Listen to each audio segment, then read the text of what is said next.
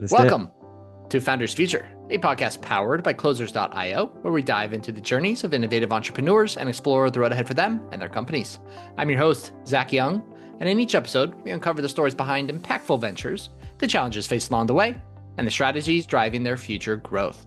Today, we're joined by Calum Moore, a public speaking and communication trainer with a background as a former theater director. Known as a slayer of imposter syndrome, Cal empowers professionals to turn heads, take up space, and speak with authority. His work focuses on helping leaders and teams enhance their communication skills and foster meaningful connection through active listening, even in a world increasingly shaped by AI. Cal, a very, very warm welcome to Founders Thank you Future. so much, Zach. What an introduction. My goodness. I pulled this straight from your social media, so no reason to be modest, It okay? did We're ring a gonna bell. My goodness. Love it. Gonna be a great episode, Cal. A lot to dive into here today. I For do like to sure. start with your background, though. So, Yeah, before please. becoming the trainer, the coach that you are today, can you walk us through what were you doing previously and what was your inspiration to get into this space? Great question. So, my degree actually was in English. I did English studies. I specialized in playwriting because I had a real interest for acting when I was younger, and I got to direct when I was in uni for a while. And when I was told, you're a really good actor, as a director, it's this thing about bringing people together and bringing out the best in them. That's something you're exceptional at doing. So that was in the wings as I was doing my degree. I specialized in playwriting, and I did my dissertation all about the relationship between masters and servants in verse. I had this idea of how the roles between people in conversations constantly change. There's a definite theme that will go through a lot of this. And when I graduated there, I worked a bunch of jobs. I tried to get by, and then I applied for my dream school, which was at the Royal Conservatoire of Scotland. And I'd applied there a few times as an actor previously, never gotten in. And when I applied for the master's in directing, I was 24 and I got accepted, one of four places. And it was amazing, Zach. It was everything that I wanted it to be, and then some. And the big thing it taught me was how to work with people. A lot of people think that directing is about telling people what to do, but I learned it's actually about learning to ask the right questions of people and make people come to their own conclusions thinking it's their idea, you know? Um, I worked in the industry for about 5, 6 years after I graduated. I was going from job to job and gig to gig, and between those, I was teaching acting, improv, and public speaking. And the public speaking thing was something that came back to me time and time again because people seemed to really get a lot out of it.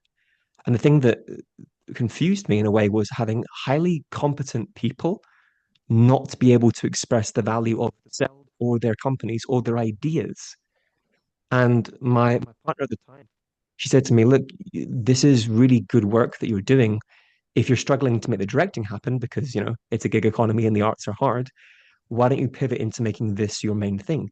In Glasgow, where I'm from in Scotland, there are maybe 6 or 7 big theatre spaces, but there are hundreds of thousands of businesses that you could Mm. potentially assist because everyone needs to be a better speaker, right? Everyone that's people facing needs to be involved.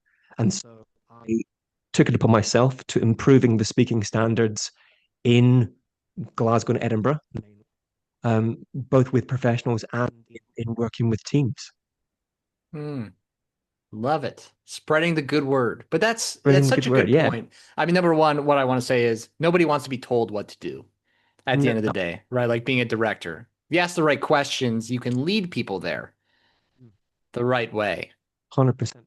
So I'm sure we'll touch on that. And then just getting the word out there. And people do need better help speaking, right? As in the world of Yeah, AI that we live in, going through COVID, I feel like that took us a step down a little bit, if that I makes think so. sense. I find that when I'm working with people, Zach, there are two main things that come up actually, where they are they're insecure, and I Mm. don't mean that in a nasty way, but they're insecure in their ability to express things with confidence and clarity a lot of the time, and they also can't handle uncertainty.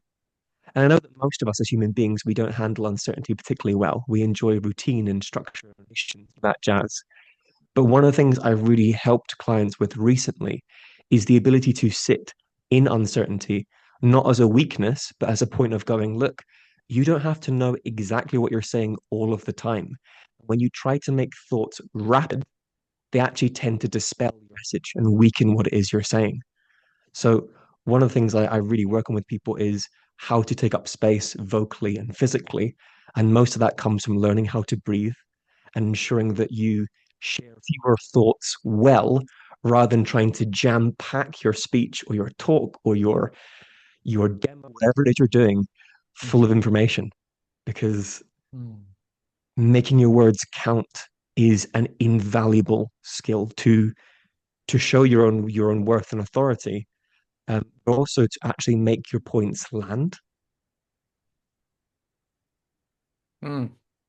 So that's the kind of the goal with the clients, right? How are you helping them to get there? What does working with Cal look like in that aspect? So a lot of the clients at the moment have been on a one-to-one basis. And what will happen is, say I'm working with you, we'd have our introductory chat as we did before, and I'd be like, right, Zach, so what is it that's bothering you just now? What is it about your business? I'm a big fan of gap selling. I really believe in this idea of figuring out what it is that you want your future state to be, and then figuring out what your present state is, and thinking, okay, well, how can we bridge between those two ideals? And more often than not, people are stuck by usually a kind of a fear or anxiety that's preventing them from doing something. Or else, I found quite recently, you have high-powered people like lawyers, accountants, and managers that they've risen to these significant positions. They've never received coaching or training. There's no one that's sort of saying to them, "Hey, here's what's working about what you're doing, and here's what you can do better." So, step one is us building rapport and identifying what it is you want to work on and where you want. What I'll then do is I'll help you build a plan with how we get there. Most of the clients I work with, it's usually 8 weeks or 12 weeks, or maybe even as long as a couple of months, depending on how much time they have and what it is they want to achieve within that time. And then we build a framework that's going to get you there. Most of my clients come once a week, either online or they'll actually come to my flat here in Maryhill in Glasgow, and they'll sit in my room and they will work with me. We'll go over speeches. I'll teach them the core fundamentals first, which is how to stand, how to breathe, how to align your posture, and also how to use your hands, because most people get absolutely stuck on gestures. And I could talk to you for hours about gestures and about how important they are. But it's teaching them a sense of ease in what it is they're doing and giving them a sense of confidence to talk about what is important to them. Hmm. Love that. Look into the back end of the business for a second. How are your clients currently finding you to work with you? I've gotten very good reviews so far. I've been very, very privileged. Oh, I yeah. apologize. I must have worded that wrong. More so in a marketing sense. How are they coming to find you? How did they find me And in the first place? Great question. So I have a sort of a two-step approach. One of my main online things that I do is I will release videos on LinkedIn and on Instagram, and I try to share. Well, no, I don't try. I do share. I do share sort of short, high value little bits of information, often about speaking or about communication, teamwork and team building, stuff like that. And people will often find the video, engage with the video, and then I'll say, hey, Zach, saw that you liked my thing. What are your current thoughts on this topic, or what did you like about it? What did you get out of it? We'll start having a conversation, and that can then snowball into a discovery call, and then we kind of go from there. Alternatively, the thing I found that's been really working recently has been going to networking events or business development events and getting a speaking position within uh, those meetups. mm, Getting the ability to actually express what it is that I do and to showcase what I do, because I think that most people will say, "Oh, you're a good speaker," or "You have confidence." That's a thing that you're just born with. And I want to stress so much to you and to everyone who's listening that that is irrefutably not true. It's a skill like anything else that is learned over time. It comes from experience and repetition, but more so, it comes from just having to be in ring, as I say, over and over again. And some of us are in the ring more than others. mm, So, yeah, it's getting to speak at those events, and when that's happened, more often than not, people come to me afterwards and say, "Hey, I would love you to meet this person, or do you do group training, or could you do one of the things I'm doing at the moment is I'm working with Scotch whiskey. And aim with them is to kind of build like a retainer model so that I offer them between 4 to 8 hours a month of training. And that might be in the form of, say, a 4 hour workshop and a bunch of one-to-one coaching, or if they have an individual task they need done or a deadline they need kind of pushed forward and they want the speech to be absolutely tuned, it's helping them do whatever they need. So online Mm, presence is obviously very important, but the in-person event has been where I get most of my clients from at the moment. got it. Okay. I'm curious, your thoughts on the corporate clients Mm, versus, kind of just your residential individual clients. A lot of business owners that kind of sometimes they kind of have to decide, hey, do I want to focus corporate? Do I want to focus on residential individual? for What's your sure. take there and why? For sure. At the moment, from where I'm at, my company is barely a year old at this point. So I am more in the residential because that grassroots approach, people can empathize with where I'm at and vice versa. And so we have a definitive ability to help one another. I think what I've really enjoyed is I've worked recently with Royal Bank of Scotland, and that's kind of getting more into that slightly corporate world. But that's because I showed up at the local event. People got to know my face and my name and my brand. And then steadily with that trust and that legitimacy building, um, they then trusted me with a larger gig like that. And my goal is to sort of steadily progress from the more residential, not quite mum and pop shops, but kind of helping people, helping local business owners and up to that stage of training entire teams of people.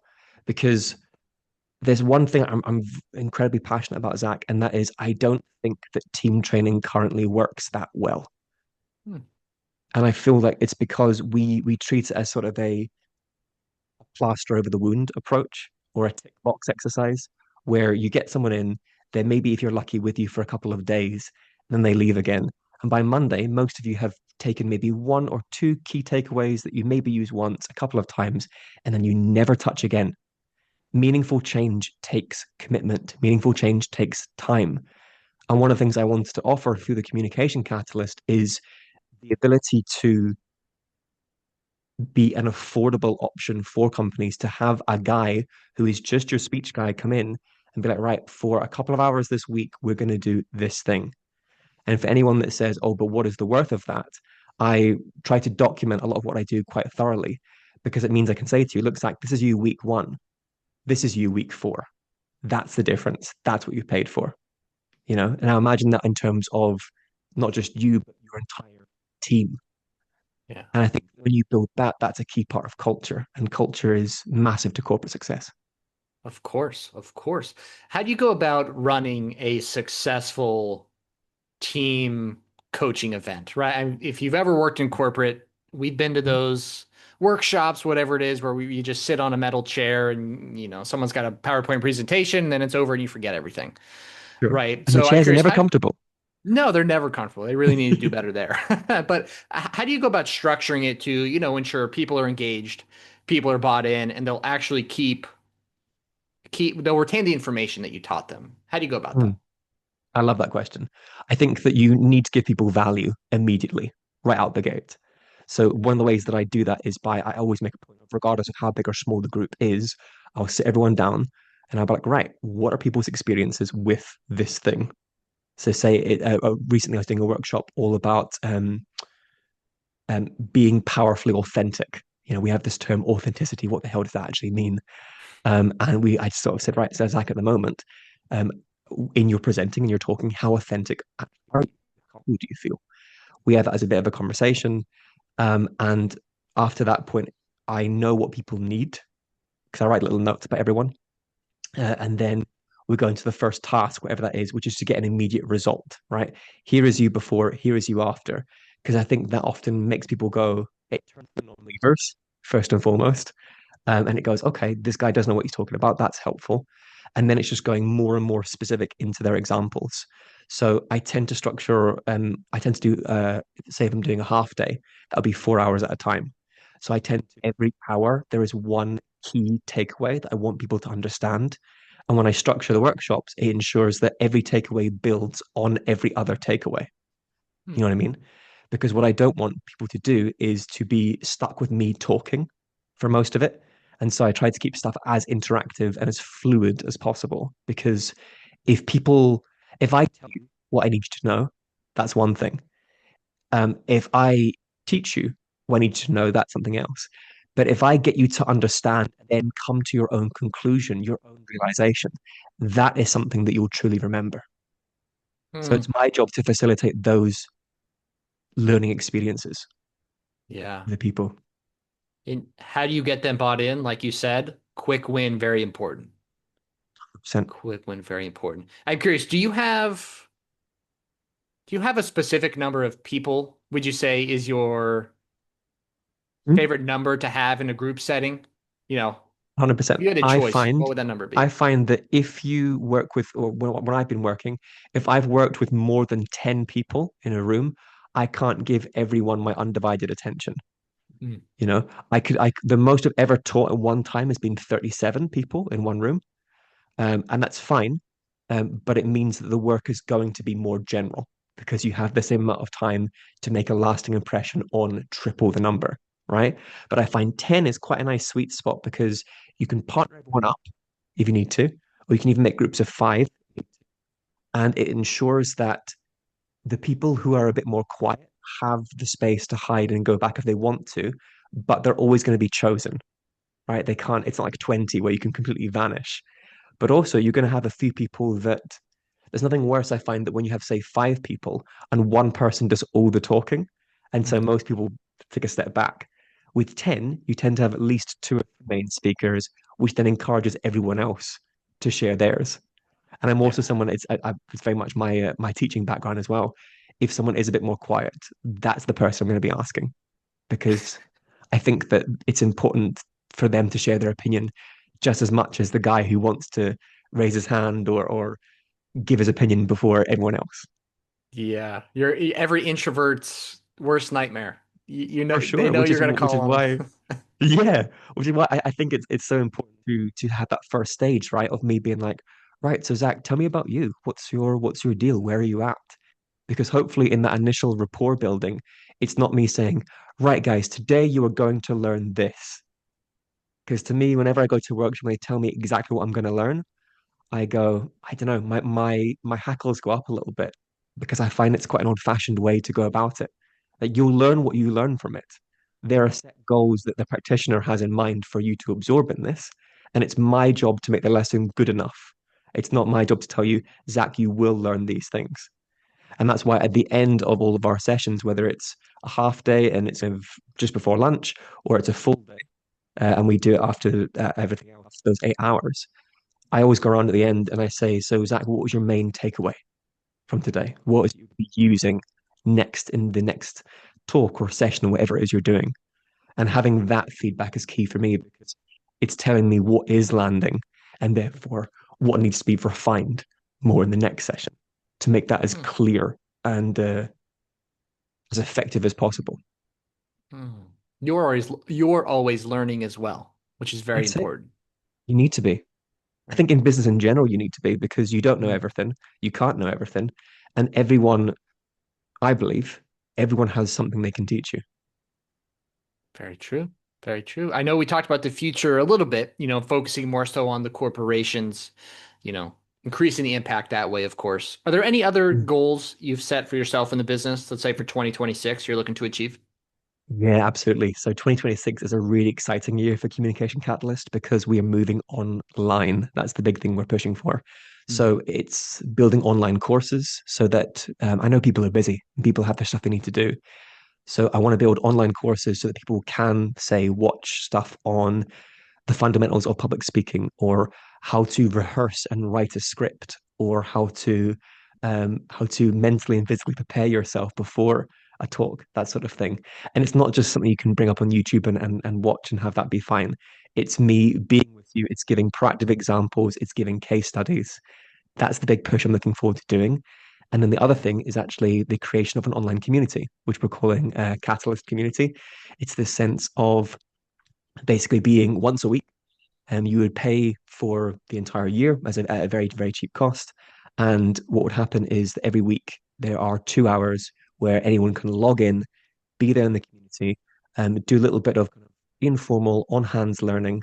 I would sort of call on different examples. Sort of first half would be part of a lesson or a set goal in mind.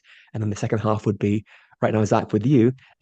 Let's work on your story you've been working on. Let's do that. I'll give you some live feedback interaction. And it means that Mm. everyone that's in the community is learning from everyone else. Because I find that sometimes when you see someone else learning a lesson, it can actually be more valuable than you just kind of taking the note that the teacher gives you. So yes, us branching out into the online space is so exciting for 2026. I cannot wait. Yeah, there's a lot of people who need this in the world, not just in Scotland, right? Everywhere. No, that's it. And it helps us reach people hopefully in America or further afield. You know, this sense of people who just want to pop in, see a friendly face, and know that their feedback is going to be targeted directly to them. Because often, you know, like if you've had coaching experience or whatever it is, sometimes all you need is for someone to say something in the right way that makes it click for you. And Mm, so, what I want the Catalyst community to be is that space of people who want to improve themselves, but people who can learn from each other and get that one-to-one feedback as if they were in the room with me. got it. Okay, so online courses, you got the community, you got the corporations. I'm curious, Mhm. will you still be working one-on-one with individuals, or is that kind of fading away? Sure. The plan with individuals now is going towards more of longer term coaching. So at the moment, it's very much a 4 week, 8 week, or 12 week plan. I'm trying to move towards making it more 12 week to 3 month to 6 month, not only because I feel the results are better, but it means that I can more effectively structure my own time to ensure that I'm running the community, making content, doing live events, and managing to juggle the other aspects as a one man band in this business. You know, Yeah. the ability to manage your time is everything, and it's a skill I'm rapidly learning to get better at doing. Well, you're on the journey, that's for sure. We're getting Cal, there. where can we find you online? Where can we keep up with the journey? Well, perfect. Well, if you look up Calum Moore, so that's CalumMoore on LinkedIn, you'll find me. You'll find me under the description that Zach read in the beginning, which was fantastic. And then if you want to find me on Instagram, it is Calum Moore Communication, all one word. And come and check me out. DM me directly or look at my videos. Perfect. Cal, such a pleasure having you on, my friend. Thank you so much for your time today. Zach, privilege, mate. Thank you so much. Absolutely. And that will wrap up another inspiring episode of The Founder's Future. To our listeners, if you enjoyed this episode, make sure to go and connect with Cal on all of his social media. All of those links will be in the show notes and description down below. And if you are a business owner, specifically a coach, consultant, or agency owner, and you're looking to scale your business, and you really want to enhance your sales and marketing efforts, visit closers.io to hop on a call with our team and discover how we went from 0 to 30 million per year in less than 3 years. Until then, keep on climbing.